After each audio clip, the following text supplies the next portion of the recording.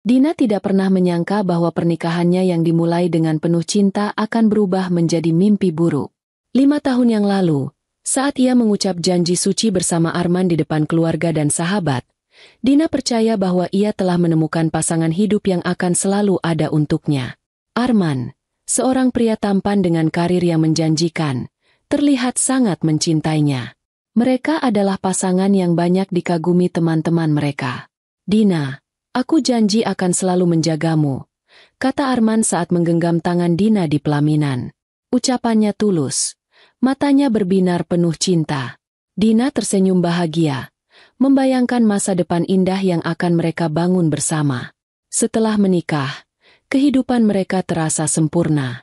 Dina yang mengelola butik kecil di rumah selalu mendukung Arman, yang bekerja keras sebagai manajer di sebuah perusahaan teknologi. Mereka hidup sederhana, tetapi cukup. Dina adalah tipe istri yang perhatian. Ia sering bangun lebih pagi untuk menyiapkan sarapan Arman sebelum suaminya berangkat kerja. Saat Arman pulang, Dina selalu menyambutnya dengan senyuman hangat dan makanan favoritnya. Namun, seperti pasangan lain, mereka juga memiliki impian yang lebih besar. Salah satunya adalah memiliki anak. Setelah 3 tahun menikah, Dina dan Arman mulai serius merencanakan kehamilan. Dina mengunjungi dokter kandungan, menjaga pola makannya, dan rutin berolahraga demi memperbesar peluang kehamilan. Arman tampak antusias setiap kali menemani Dina ke klinik. "Aku ingin anak kita nanti mirip kamu, Din. Lembut, penyayang, dan sabar," katanya sambil menggenggam tangan Dina di ruang tunggu dokter. Dina tersipu mendengar ucapan suaminya. Usaha mereka akhirnya membuahkan hasil. Dina dinyatakan hamil di tahun keempat pernikahan mereka. Berita itu disambut dengan kebahagiaan luar biasa. Arman bahkan mengadakan makan malam khusus untuk merayakan kabar gembira itu. Mereka mulai mendekorasi kamar bayi, membeli pakaian mungil, dan memilih nama. Arman juga terlihat lebih perhatian dari biasanya, memastikan Dina mendapatkan nutrisi yang cukup dan tidak terlalu lelah. Namun, di balik kebahagiaan itu, perlahan ada sesuatu yang berubah. Dina mulai menyadari bahwa Arman semakin sibuk. Alasan lembur, rapat mendadak, atau perjalanan dinas menjadi semakin sering. Awalnya, Dina tidak memedulikannya. Ia memahami bahwa pekerjaan Arman sedang menuntut banyak waktu, apalagi dengan tanggung jawab barunya sebagai kepala tim. Namun, suatu malam, Dina menemukan pesan mencurigakan di ponsel Arman. Pesan itu singkat, tetapi cukup untuk membuat hati Dina berdegup kencang. "Kapan kita ketemu lagi, sayang?" Dina tidak ingin berpikiran buruk. Ia mencoba mengendalikan rasa cemburunya dan bertanya dengan tenang kepada Arman. Namun, respon suaminya membuatnya ragu. Arman hanya tertawa kecil dan berkata, "Itu cuma teman kantor yang bercanda. Kamu jangan terlalu serius." "Ya." Dina ingin percaya, tetapi firasatnya mengatakan ada sesuatu yang tidak beres.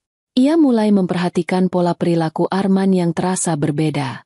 Arman sering membawa ponselnya ke kamar mandi, sesuatu yang sebelumnya tidak pernah ia lakukan.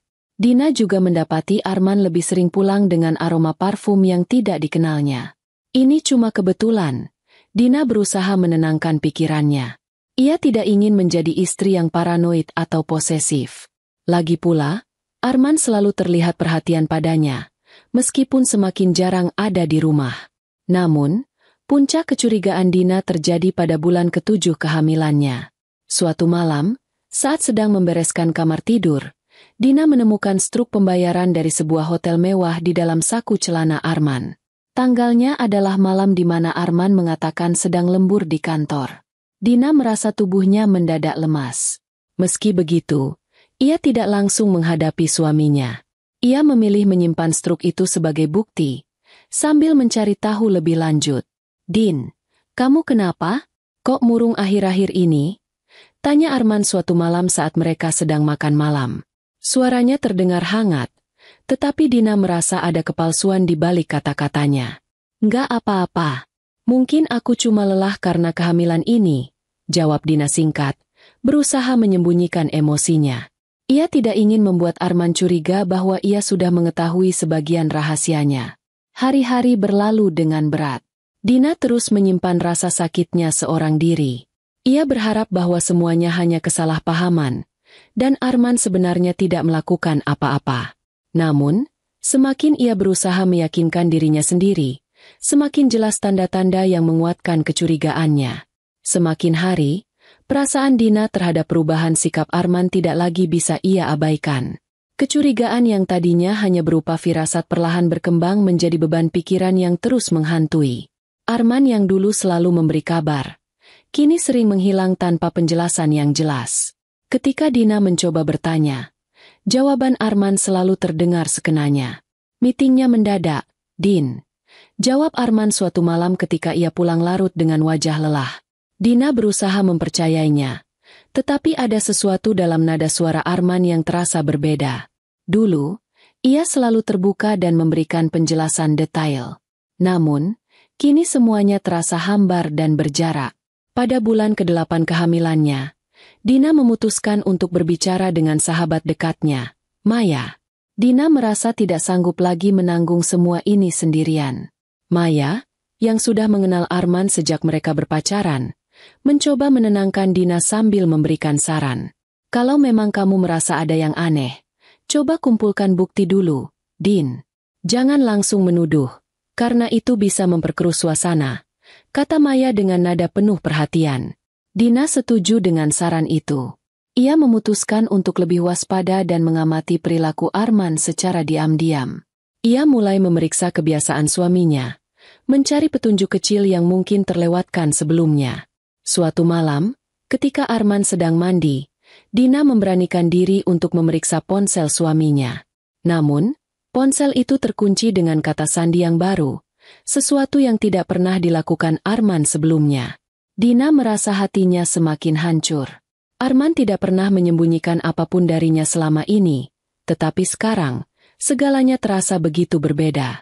Beberapa hari kemudian, Dina mencoba menanyakan hal itu secara langsung. Kenapa sekarang kamu pakai password baru di ponselmu? Men? Ada sesuatu yang kamu sembunyikan dariku? Tanyanya dengan nada tenang, meskipun hatinya bergetar. Arman tertawa kecil, seolah pertanyaan itu lucu baginya. Din, kamu ini jadi curigaan banget, ya? Aku cuma ganti password karena ada data kantor yang penting. Kamu nggak perlu mikirin yang aneh-aneh. Jawaban itu tidak membuat Dina merasa lega. Sebaliknya, ia semakin yakin bahwa Arman sedang menyembunyikan sesuatu.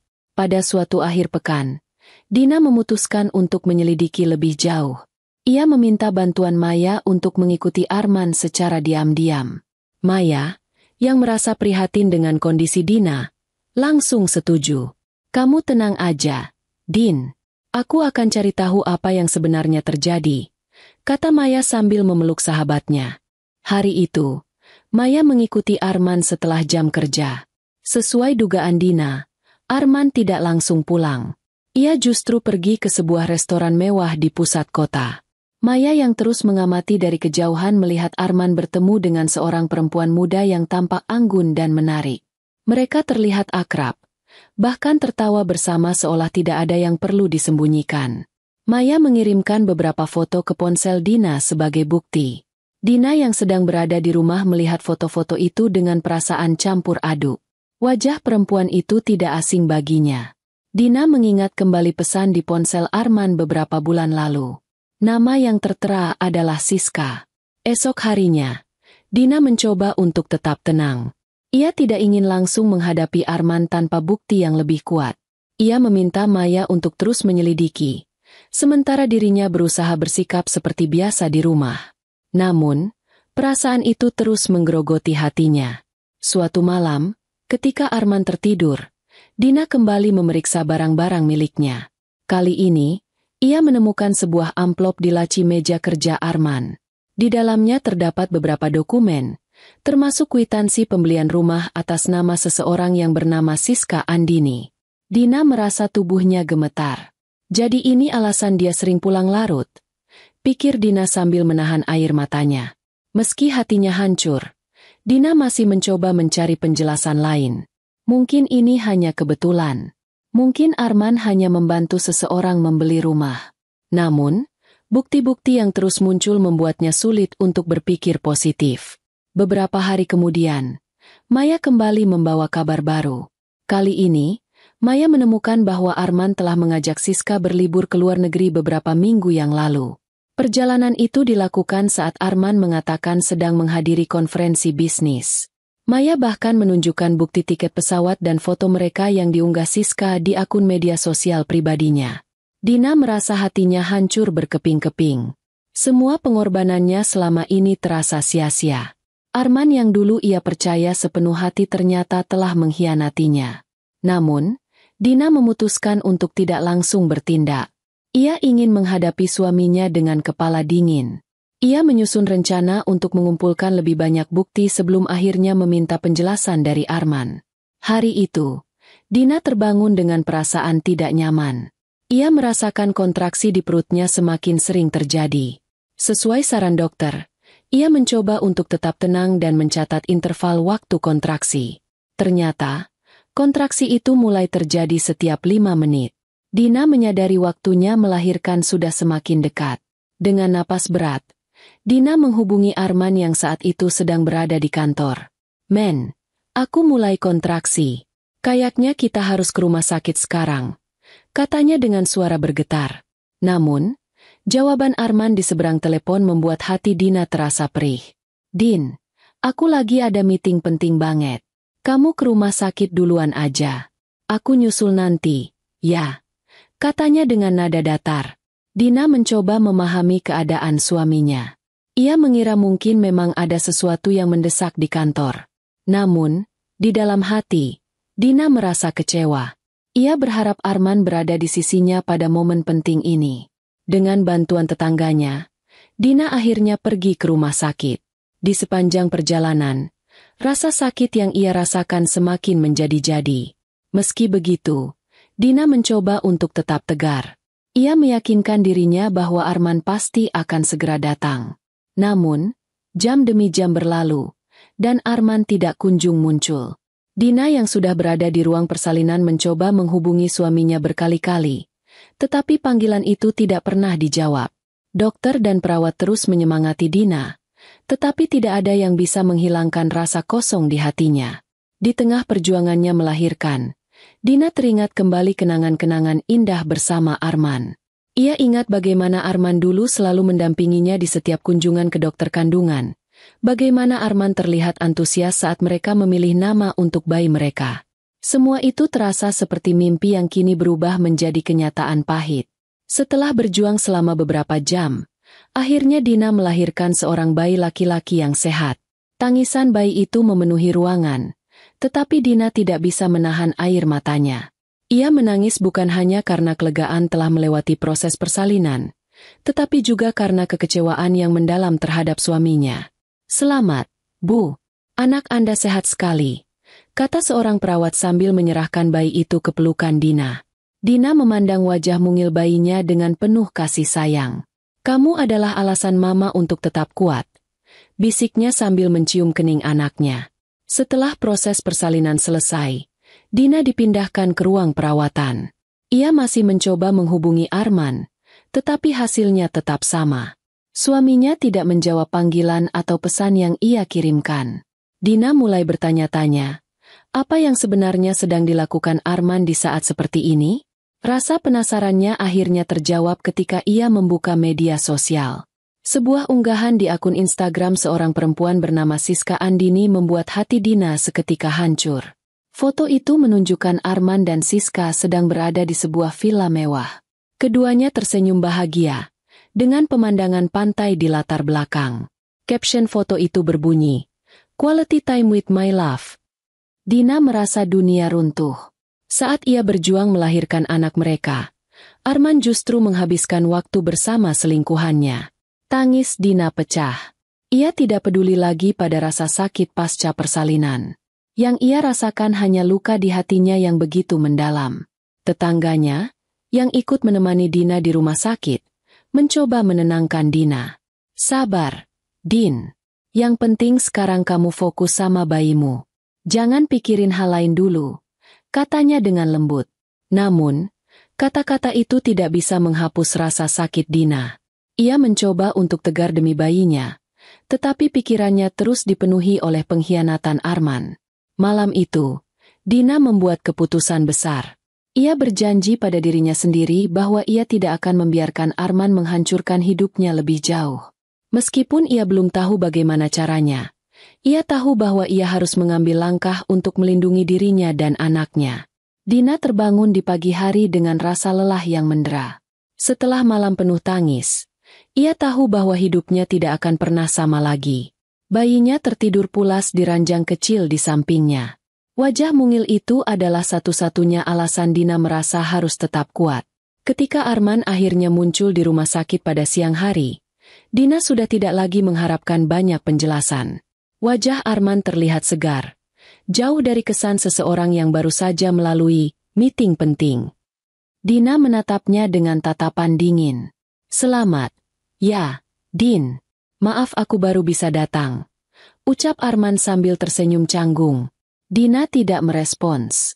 Ia hanya menatap Arman, mencoba menahan emosi yang sudah membuncah sejak kemarin. Setelah beberapa saat, ia akhirnya berkata dengan nada dingin, "Kamu tahu, Men, aku sudah lama curiga. Tapi kemarin, aku benar-benar tahu semuanya." Arman terdiam.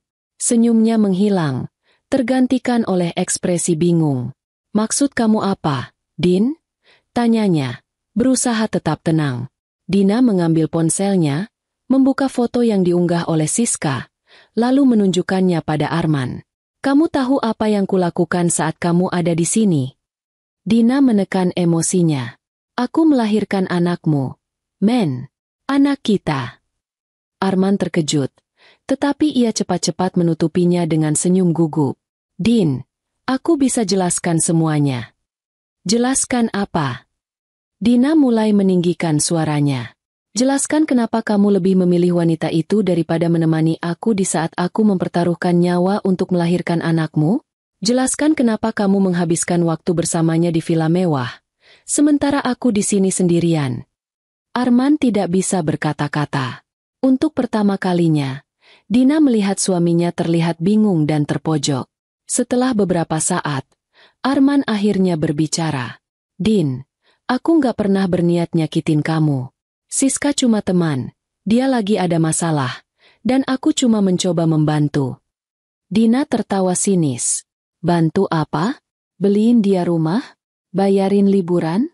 Kalau itu caramu membantu, kenapa aku nggak pernah diperlakukan seperti itu, Men?" Arman mencoba membela diri, tetapi Dina tidak memberinya kesempatan. Dengan suara tegas, Dina berkata, "Aku sudah cukup lama diam, Men. Aku tahu semuanya. Tentang rumah yang kamu belikan untuk dia, tentang liburan ke luar negeri yang kamu sembunyikan. Aku tahu semuanya." Wajah Arman pucat. Ia tahu bahwa Dina tidak asal menuduh. Dina merasa ini adalah momen untuk mengeluarkan semua yang selama ini ia pendam. "Kamu ingat waktu aku cari uang untuk bantu bayar DP rumah kita? Aku kerja lembur di butikku, sementara kamu bilang lagi sibuk cari klien. Ternyata, kamu sibuk dengan perempuan itu. Kamu tahu, Men, aku nggak butuh rumah besar atau liburan mewah. Aku cuma butuh suami yang setia." Arman mencoba mendekati Dina, tetapi ia segera menjauhkan diri. "Jangan sentuh aku, Men. Aku muak." Suasana di ruangan itu menjadi tegang. Perawat yang sempat masuk untuk memeriksa bayi Dina segera keluar lagi, menyadari bahwa ada ketegangan di antara keduanya. "Din, aku minta maaf. Aku hilaf. Aku nggak pernah berniat ninggalin kamu atau anak kita," kata Arman dengan nada memelas. Namun, Dina tidak tersentuh oleh permintaan maaf itu. Ia sudah melihat terlalu banyak kebohongan. Setelah beberapa saat hening, Dina akhirnya berkata, "Aku nggak peduli lagi, Men. Mulai sekarang, aku cuma peduli sama anakku. Kamu boleh pergi, balik lagi ke wanita itu. Tapi jangan harap aku akan membiarkan anak ini hidup dengan seorang ayah seperti kamu." Arman terkejut mendengar kata-kata itu. "Din, aku nggak mau kehilangan kalian. Aku bisa berubah." Dina tersenyum pahit. "Kalau kamu benar-benar peduli, kamu nggak akan melakukan ini sejak awal. Aku nggak percaya kamu lagi, men. Malam itu, Dina meminta keluarganya untuk menjemputnya dari rumah sakit. Ia tidak ingin lagi pulang bersama Arman. Ia tahu bahwa keputusan ini akan sulit, tetapi ia juga tahu bahwa ia tidak bisa terus hidup dalam kebohongan. Dina merasa sakit hati yang mendalam, tetapi di sisi lain, ia juga merasa lega. Untuk pertama kalinya dalam beberapa bulan terakhir, ia merasa bahwa ia akhirnya memegang kendali atas hidupnya sendiri. Setelah kembali ke rumah orang tuanya, Dina memulai lembaran baru dalam hidupnya. Keputusan meninggalkan Arman bukanlah hal yang mudah. Meski hatinya hancur, ia tahu bahwa mempertahankan pernikahan dengan seorang pria yang telah mengkhianatinya hanya akan membawa lebih banyak luka. Orang tua Dina, terutama ibunya, memberikan dukungan penuh. "Nak, hidupmu terlalu berharga untuk disia-siakan oleh orang seperti dia. Kami selalu ada di sini untukmu dan cucu kami," kata ibunya sambil menggendong bayi Dina yang baru lahir. Dina mencoba fokus pada bayinya, yang ia beri nama Aksara, sebagai sumber kekuatannya. Setiap kali ia merasa lemah atau ingin menyerah, senyuman Aksara mengingatkannya bahwa ia tidak sendiri. Anak itu adalah bukti bahwa ia masih memiliki sesuatu yang indah dalam hidupnya, meskipun cinta Arman telah memudar. Beberapa minggu setelah meninggalkan rumah sakit, Dina memutuskan untuk memulai langkah hukum. Dengan bantuan seorang pengacara, ia mengajukan gugatan cerai dan tuntutan hak asuh penuh atas Aksara. Dina tidak ingin Arman memiliki pengaruh buruk terhadap kehidupan anaknya, terutama jika ia masih bersama wanita bernama Siska. Ketika Arman menerima surat gugatan itu, ia mencoba mendekati Dina lagi. Ia datang ke rumah orang tua Dina, berharap bisa berbicara dengannya secara langsung. "Dina, aku minta maaf. Aku salah. Tapi tolong, jangan pisahkan aku dari anak kita," katanya dengan nada memohon di depan pintu. Namun, Dina tetap tegas. "Men, kalau kamu benar-benar peduli pada anak kita, kamu nggak akan meninggalkan aku saat aku melahirkan. Kamu nggak akan memilih wanita lain di atas keluargamu. Sekarang, semua ini adalah konsekuensi dari pilihanmu sendiri." Arman tidak bisa membantah. Dina tahu bahwa permintaan maafnya hanyalah bentuk penyesalan sesaat, bukan karena ia benar-benar berubah. Sementara itu, Dina berusaha memperbaiki hidupnya. Ia kembali menjalankan butik kecilnya, meski harus mengatur waktu antara bekerja dan merawat Aksara.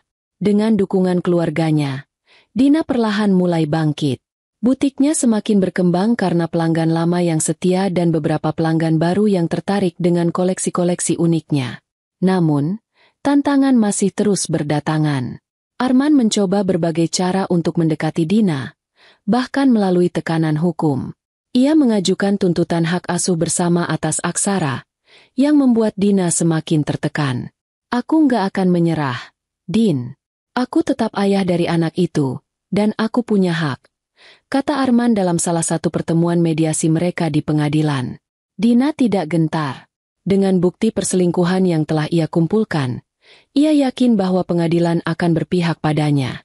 Ia juga menunjukkan rekam jejak Arman yang tidak pernah hadir selama masa-masa kritis, termasuk saat Aksara lahir. Di tengah semua drama ini, Dina menemukan kekuatan dalam komunitas baru. Ia bergabung dengan kelompok dukungan untuk perempuan yang pernah mengalami pengkhianatan atau kekerasan emosional dalam pernikahan. Di sana, ia mendengar banyak cerita serupa, bahkan lebih buruk dari apa yang ia alami. "Aku pikir aku sendirian," kata Dina saat berbicara dalam salah satu pertemuan kelompok itu. "Tapi ternyata banyak dari kita yang melalui hal yang sama. Dan melihat kalian di sini, berdiri teguh, membuatku merasa lebih kuat." Kelompok itu tidak hanya memberikan Dina dukungan emosional tetapi juga perspektif baru tentang hidup. Dina belajar bahwa ia tidak perlu merasa malu atau takut hanya karena pernikahannya gagal. Sebaliknya, ia merasa bangga karena telah berani mengambil keputusan sulit demi kebaikan dirinya dan anaknya.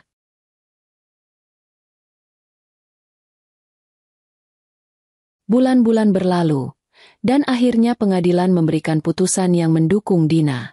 Hak asuh penuh atas Aksara diberikan kepadanya, sementara Arman hanya diizinkan bertemu dengan anaknya dalam pengawasan. Dina merasa lega, meski tahu bahwa perjalanan ini belum sepenuhnya selesai. Arman, di sisi lain, tampak mulai menyerah. Setelah putusan pengadilan, ia tidak lagi mencoba mendekati Dina. Kabarnya, ia kembali menjalin hubungan dengan Siska. Dina tidak peduli. Baginya, masa lalu bersama Arman hanyalah pelajaran berharga yang mengajarkan bahwa cinta tanpa kesetiaan tidak ada artinya. Dina kini hidup dengan fokus pada dirinya sendiri dan Aksara. Ia terus mengembangkan butik kecilnya, yang perlahan mulai dikenal lebih luas. Ia juga mulai menemukan kebahagiaan baru dalam kehidupan sehari-hari bersama Aksara. Aku janji akan selalu menjaga kamu, kata Dina suatu malam sambil menatap bayi mungilnya yang sedang tertidur pulas.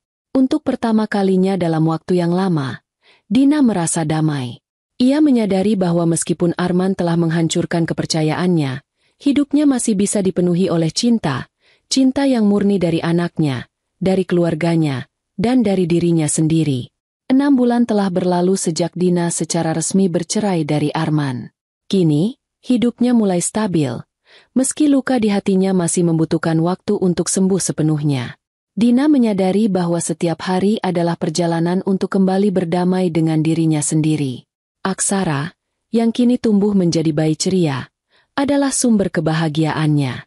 Senyuman dan tawa kecil anak itu menjadi pelipur lara di tengah semua tantangan yang Dina hadapi. Setiap pagi, Dina merasa lebih kuat. Tahu bahwa ia harus terus melangkah demi masa depan mereka berdua. Usaha butik Dina yang semula hanya melayani pelanggan lokal kini mulai dikenal lebih luas, bahkan merambah ke pasar online. Dengan bantuan Maya, sahabat setianya, Dina berhasil memanfaatkan media sosial untuk mempromosikan produk-produknya. Kamu lihat, Din, pesanan kita hari ini sampai luar kota, kata Maya sambil menunjukkan ponselnya. Dina tersenyum bahagia. Ia tidak pernah menyangka bahwa usaha kecilnya bisa berkembang sejauh ini. Ia mulai memproduksi lebih banyak koleksi, merekrut beberapa pegawai, dan bahkan berencana membuka cabang di kota lain. Kesuksesan butik itu tidak hanya memberikan Dina penghasilan yang cukup, tetapi juga rasa percaya diri yang selama ini sempat hilang. Ia merasa mampu membuktikan bahwa dirinya bisa berdiri sendiri tanpa bergantung pada siapapun. Orang tua Dina, terutama ibunya, terus memberikan dukungan tanpa henti. Mama bangga sama kamu, Dina. Kamu sudah membuktikan bahwa kamu bisa menghadapi semua ini dengan kepala tegak, kata ibunya suatu malam. Dina juga tetap aktif di komunitas dukungan yang ia ikuti. Ia tidak hanya menjadi peserta, tetapi kini juga sering diundang untuk berbicara dan berbagi pengalamannya. Banyak perempuan yang merasa terinspirasi oleh perjalanan Dina dalam menghadapi pengkhianatan dan membangun kembali hidupnya. Ketika aku merasa hidupku hancur, aku berpikir aku tidak akan bisa bangkit lagi. Tapi lihat aku sekarang. Kita semua punya kekuatan untuk melampaui rasa sakit kita, kata Dina dalam sebuah pertemuan. Kata-kata itu tidak hanya menjadi motivasi bagi orang lain, tetapi juga bagi dirinya sendiri. Setiap kali Dina berbicara, ia merasa lebih yakin bahwa ia telah membuat keputusan yang tepat. Pada suatu sore, Dina sedang mengantarkan pesanan ke salah satu pelanggan di sebuah kafe kecil di pusat kota. Saat sedang menunggu, ia bertemu dengan seorang pria bernama Adrian, seorang pengusaha muda yang juga seorang pelanggan butik Dina. Produk kamu bagus sekali, Mbak Dina. Pacar saya suka banget dengan dress yang saya belikan, kata Adrian sambil tersenyum. Dina tertawa kecil. Terima kasih, Mas Adrian. Saya senang kalau pelanggan puas. Percakapan sederhana itu berlanjut, dan Dina merasa nyaman berbicara dengan Adrian. Meski begitu, ia masih berhati-hati. Luka dari pernikahannya yang gagal membuatnya enggan membuka hati terlalu cepat. Namun, Adrian berbeda. Ia tidak memaksa atau tergesa-gesa. Sebaliknya, ia menunjukkan ketulusan dalam setiap kata dan tindakannya. Ia sering membeli produk dari butik Dina, mengajak Dina berbicara tentang bisnis, dan bahkan menawarkan bantuan ketika Dina menghadapi kendala. Kalau kamu butuh investor untuk memperluas butikmu, jangan ragu bilang ke aku. Ya, ujar Adrian suatu hari. Dina merasa tersentuh, tetapi ia tetap memprioritaskan dirinya dan Aksara. Terima kasih, Adrian. Tapi untuk saat ini, Aku masih ingin melakukan semuanya sendiri. Adrian mengangguk dengan senyuman. Aku mengerti. Kamu perempuan yang luar biasa kuat, Dina. Pada suatu hari, tanpa diduga, Dina bertemu kembali dengan Arman di sebuah acara keluarga besar. Dina membawa Aksara, yang saat itu sudah mulai belajar berjalan. Arman tampak canggung melihat mereka, tetapi Dina tetap bersikap tenang. Dina, aku ingin bicara sebentar, kata Arman dengan nada hati-hati. Dina mengangguk, meski hatinya sedikit berdebar. Aku cuma ingin bilang, aku menyesal atas semua yang aku lakukan. Aku tahu aku nggak pantas untuk dimaafkan, tapi aku benar-benar minta maaf, kata Arman dengan wajah penuh penyesalan. Dina menatapnya, tetapi kali ini tanpa rasa benci. Aku sudah memaafkanmu, men. Tapi memaafkan bukan berarti aku lupa. Apa yang kamu lakukan meninggalkan luka yang dalam. Tapi aku bersyukur. Karena dari situ, aku belajar menjadi lebih kuat. Arman mengangguk pelan. Ia tampak ingin mengatakan sesuatu lagi, tetapi Dina memotongnya. Aku harap kamu bahagia dengan pilihan hidupmu. Men, aku juga bahagia dengan hidupku sekarang. Jadi, mari kita jalani jalan kita masing-masing. Arman hanya terdiam, menyadari bahwa ia telah kehilangan sesuatu yang berharga untuk selamanya. Beberapa bulan kemudian, Dina merasa hidupnya benar-benar berubah. Ia memiliki usaha yang sukses, anak yang sehat dan ceria, serta lingkungan yang mendukungnya. Meski ia belum memutuskan apakah akan membuka hatinya lagi untuk cinta, ia merasa bahwa hidupnya sudah cukup bahagia. Suatu malam, saat sedang menidurkan Aksara, Dina berbisik. Mama nggak tahu apa yang akan terjadi di masa depan, nak. Tapi satu hal yang pasti, Mama akan selalu ada untuk kamu. Bagi Dina, kebahagiaan tidak lagi bergantung pada orang lain. Ia menemukan kekuatan dalam dirinya sendiri, dan itu adalah hal terbaik yang pernah ia miliki. Terima kasih sudah mengikuti cerita Dina hingga akhir. Melalui kisah ini, kita belajar bahwa hidup mungkin penuh dengan ujian dan pengkhianatan. Tetapi kekuatan sejati ada di dalam diri kita. Jangan pernah takut untuk bangkit, berjuang, dan menciptakan kebahagiaan kita sendiri, meskipun harus melalui jalan yang sulit. Ingat, setiap luka adalah pelajaran, dan setiap perjalanan adalah bagian dari proses menjadi versi terbaik dari diri kita. Dina adalah contoh bahwa cinta sejati dimulai dari mencintai diri sendiri dan tidak pernah menyerah pada keadaan. Jika kalian menikmati cerita ini, jangan lupa untuk subscribe, like, dan share ke teman-teman kalian.